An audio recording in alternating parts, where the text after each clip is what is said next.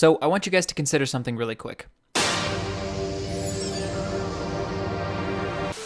The impossible, unthinkably large, and complex expectations that the world had for Avengers Endgame. This movie was given the daunting task of wrapping up a 21-movie saga, but I almost feel like that doesn't even do it justice, because when you say it like that, it makes it sound like the story was completely linear, when really, that wasn't the case at all. The story was told over hundreds of years and through the point of view of countless characters, yet somehow Avengers Endgame has to wrap all of that up and tie a neat little bow on top. And luckily for MCU fans, I think the movie delivered on everything that it had to. And there are a lot of things that the movie did that helped it wrap up the Infinity Saga. But today I want to dissect something that Endgame does that you don't hear a lot of people talking about. Something that had never really been done in the MCU before, but it plays a key role in tying together all of these different stories spanning across the MCU. The secret is in the music. And I don't just mean that the music is good, which it is, but I mean that Endgame was able to do something very special in terms of musical continuity. But before we get into the nitty-gritty, we need to talk about one of, if not the main function of music in movies. At its most basic level, it's supposed to evoke some type of emotion in the viewer. And music can do this very effectively through what's called a leitmotif. Now, please bear in mind, I'm no musical expert, so we're not going to get too deep into the science of movie music, but we do need to cover this before I can talk about what made Endgame so special. A leitmotif is a musical theme associated with a character, idea, or situation. A more common term for it is probably theme music. A good example might be that Hogwarts theme from Harry Potter. After watching 8 Harry Potter movies, every time you hear that theme, you're bound to feel like something magical is about to happen. And that's because every time they play that music, something magical is about to happen. The association is forged into your head because of how they use the music. Now, that's a pretty easy example, but sometimes leitmotifs are also associated with more abstract ideas. A good example of this is from one of my favorite guilty pleasure movies called Limitless. In the movie, Bradley Cooper gets a hold of these pills that basically dial up his brain to 11, making him an unstoppable genius. Every time he takes one of these pills, there's a leitmotif that plays, letting you know that he's thinking at 100 miles per hour. At the end of the movie, he's out of pills, being held hostage, and is likely about to get killed. If only he had just one more pill to take to help think himself out of the situation. But then he realizes that the dead mobster bleeding on the floor in front of him might still have some of that magic pill flowing through his blood, so yeah, he does what he has to, and after that we hear that same leitmotif I mentioned a second ago. Only what I love about this is that this time it's slower and more distorted, suggesting that the pill is working, it's just not as strong as usual. So the music and the effects of the pill are both distorted, and that idea is effectively communicated through the music. Leitmotifs are truly one of my favorite things about movies, and you can see how they can enhance the experience and take it to a whole new level. As the great Kanye West once said,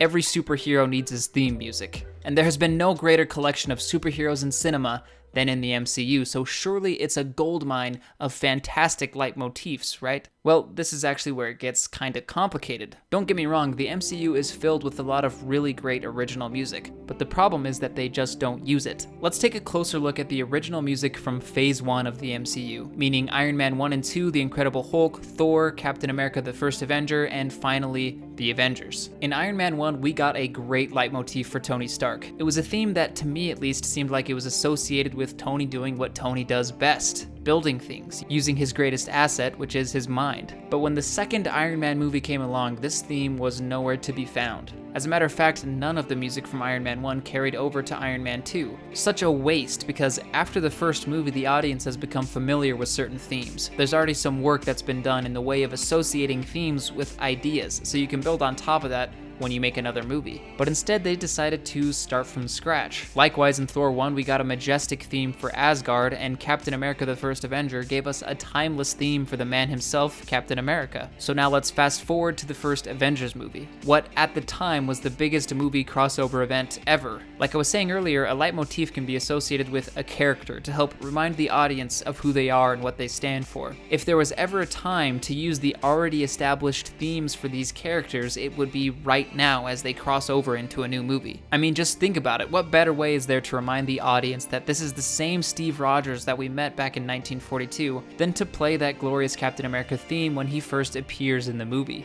But unfortunately, we did not get any of that. like at all, and I'm really not sure why, but that's just how it is. And to be clear, I think that the movie works just fine without the use of these leitmotifs from their solo movies. I just can't help but feel like it was a big wasted opportunity. I mean, having some sort of musical continuity, in my opinion, is a huge part of what makes a cinematic universe fun. And to be fair, as the MCU went on, it started to have some slight musical continuity. The Guardians of the Galaxy, for example, got a great theme for their first movie, which carried over into the second. But it's never used in a crossover context, which again is a wasted opportunity. It's a similar situation for the Ant-Man theme as well. The only theme that I feel was truly used to its full effect was the Avengers theme. It's used in the first and second Avengers, but it's also used in other movies as well. In the first Ant-Man, when Scott realizes that they're robbing the Avengers compound, we hear a short riff of the Avengers theme, which gives you that warm Avengers-y feeling that the movies taught you to feel every time the theme is played. We get a similar moment at the end of Captain Marvel when Nick Fury first gets the idea to put the Avengers together. So these are small tastes of what we could be getting on a much larger scale in the MCU if they really committed to using the music right. So all of that is what brings me to what you clicked on this video for, Avengers Endgame. Up until now, we've been talking about how the MCU has largely failed to use its own music,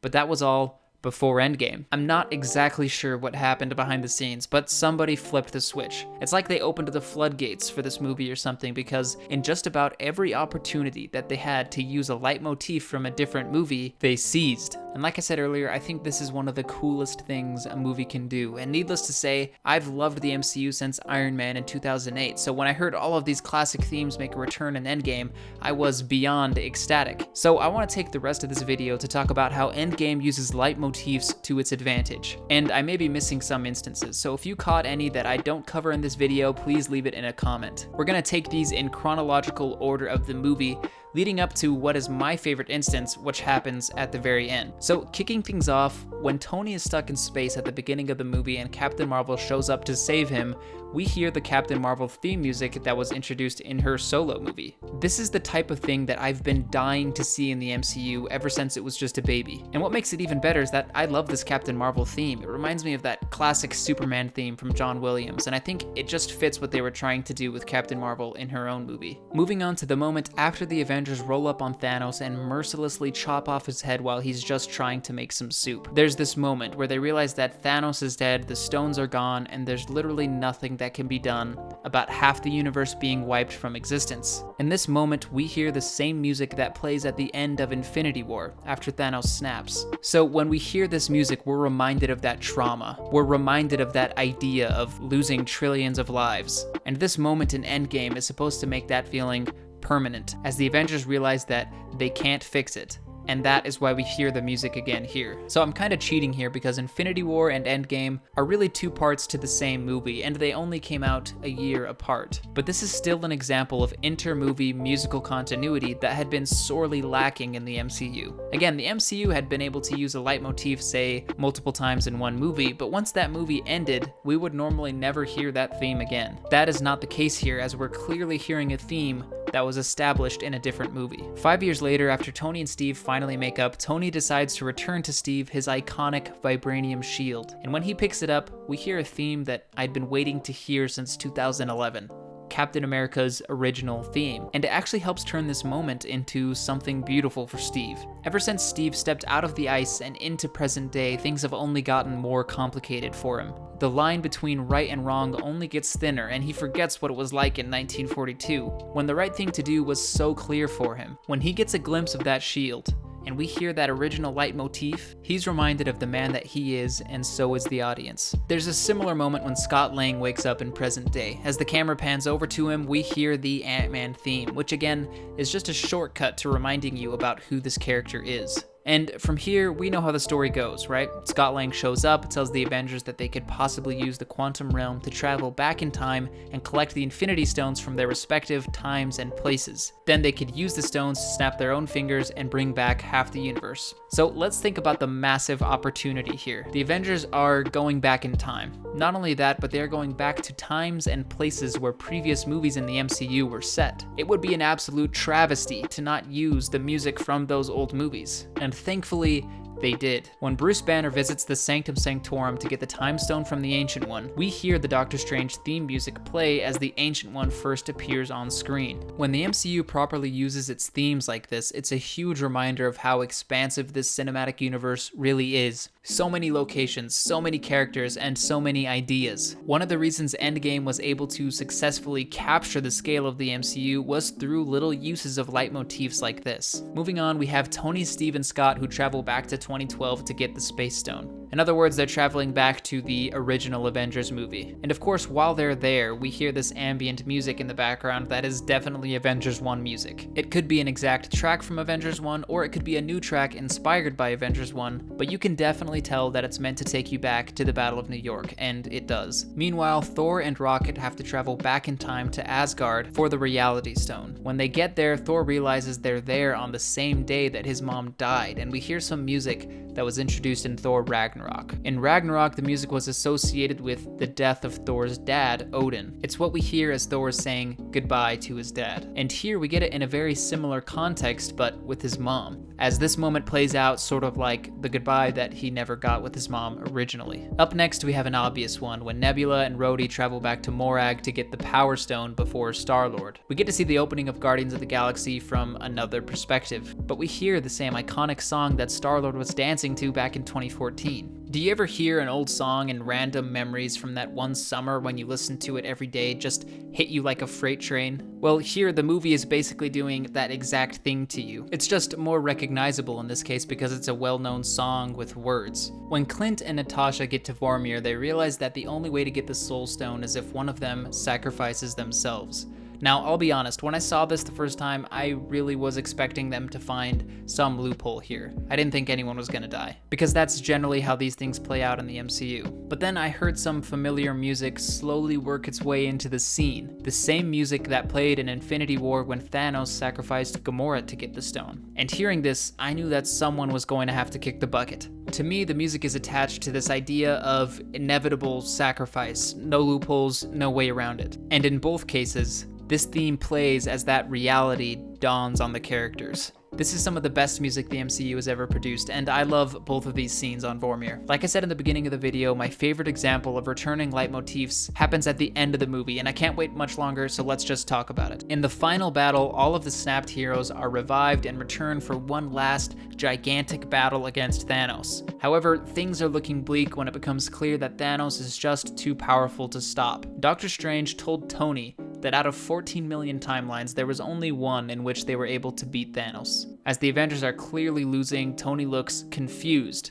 And when he looks over at Strange, he holds up a single finger, reminding Tony that there's only one way that the Avengers win. This seems like confirmation to Tony of an idea that was already floating around in his head. He has to sacrifice himself to beat Thanos using the stones. Now, I'm gonna brag here for a second. I knew that Tony was going to sacrifice himself before he did it because there was something that was just a dead giveaway. And you could take a wild guess at what it was. That's right, it was the music. As we look at Tony realizing that it has to be him to put on the gauntlet, we hear a theme that also plays in the first Avengers movie when Tony has to sacrifice himself to save New York from a nuclear bomb.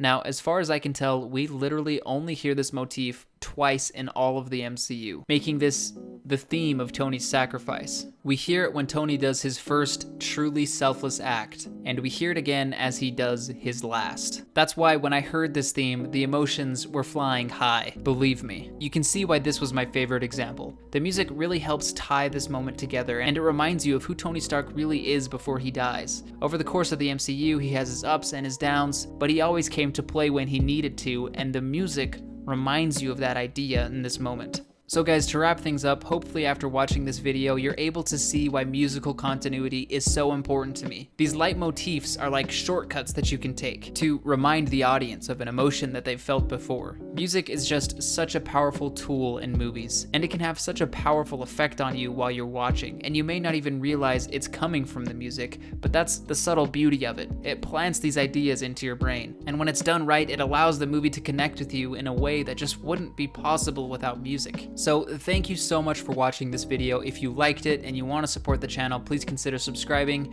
and you can also hit like and leave a comment. Like I said, there are probably some other returning themes in Endgame that I missed, so if you have one, please let me know because I would love to hear about it. Thanks again, and I'll talk to you guys next time.